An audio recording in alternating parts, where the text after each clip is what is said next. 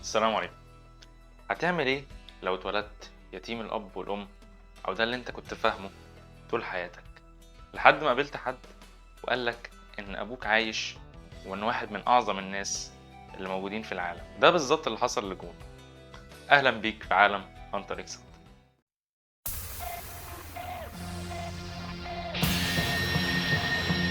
大地を踏みしめて君は目覚めてゆく天使の微笑みで連れ出して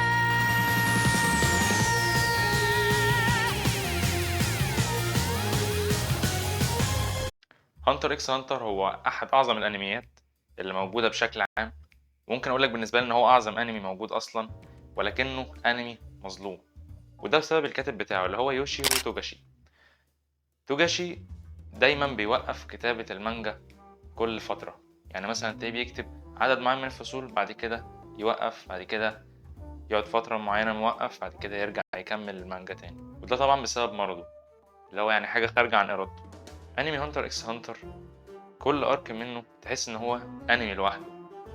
ده الأنمي الوحيد اللي هتلاقي فيه كل اللي أنت عايزه، هتفرح مع الشخصيات، هتغضب معاهم، هتحزن معاهم، هيدخلك في حال إن أنت متفاهم ومتعاطف مع كل ركن من أركان الشخصيات.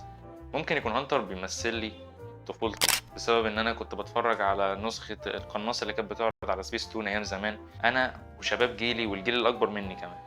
الانمي فيه شخصيات متنوعة، بيعرض لك الشخصيات وبيوريك كل الجوانب بتاعتها، تفهم ايه الدوافع بتاعت كل شخصية ان هو يعمل الحاجة ديت في الوقت دوت، وبيخليك تكون متعاطف معاه. عندك شخصية مثلا زي شخصية كيلوا بيوروك في البداية ان هو ابن العائلة من القتلة المأجورين، وإن هو كل همهم الفلوس والقتل. بيبدأ ياخد معاك مرحلة تطور الشخصية من الجانب اللي هو ما عندوش أي مشاعر ولا عنده أي صحاب، ويبدأ بقى ياخدك في الرحلة إن هو يبدأ يكون صداقة مع جون، ويبدأ يتغير من الشخص اللي دايما عصبي وبارد كده، لا، للشخص اللي بيكون مسالم في بعض الأحيان، وهو اللي بيهدي جون. مهما اتكلمت عن شخصية كيلوا مش هديها حقها. عندك شخصية جون، الشخصية المتفائلة، الطفل البريء اللي بيحب يساعد أي حد محتاج مساعدة، وبيحب أصحابه، لشخص ما عندوش رحمة، ممكن هو يأذي الأبرياء علشان بس يحقق الهدف بتاعه اللي هو إن هو ينتقم لأصدقائه. عندك شخصية كورابيكا، الشاب اللي عشيرته كلها اتقتلت على إيد عصابة جيني ريودان عشان يتاجروا بالأعين بتاعة العشيرة، ورحلته في الانتقام ومحاولة استرداد أعين عشيرته من جيني ريودان.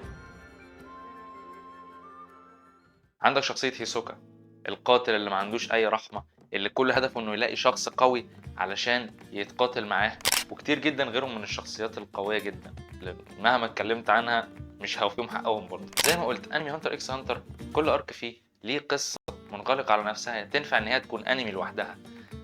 عندك مثلا أرك اختبار الصيادين، الأرك التقليدي في معظم الأنميات اللي بيعرفك على الشخصيات وبيوريك نبذة عامة عن العالم بتاع القصة وايه اللي ممكن يحصل في المستقبل.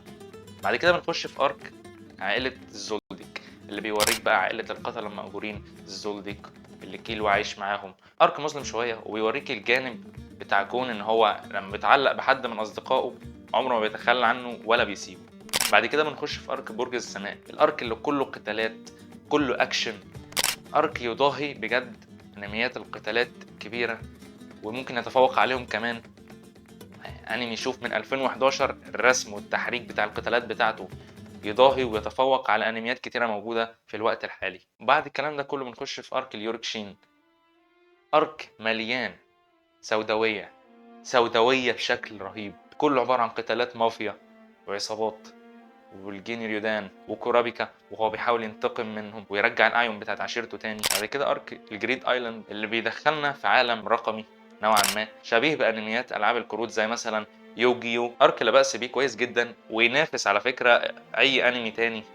واخيرا ارك الكاميرا انت او ارك النمل، اعظم واحسن ارك في عالم الانمي بشكل عام بالنسبه لي، اكتر ارك بحبه. ارك سوداوي بيوريك قد ايه ان البشر سيئين، بيوريك لاي مرحله البشر كائنات مدمره، كائنات سيئة بعمق ودراما شديدة وسوداوية رهيبة جدا، قتالات أسطورية أقل ما يتقال عنها. أرك ليه فلسفته الخاصة بيوريك جوانب مختلفة من عالم هانتر. بعد كده نوصل لآخر أرك وهو أرك انتخابات جمعية الصيادين.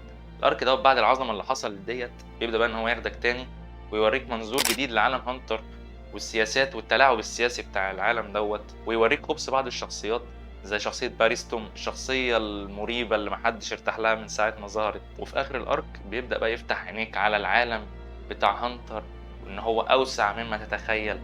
وللأسف هنا بينتهي الأنمي.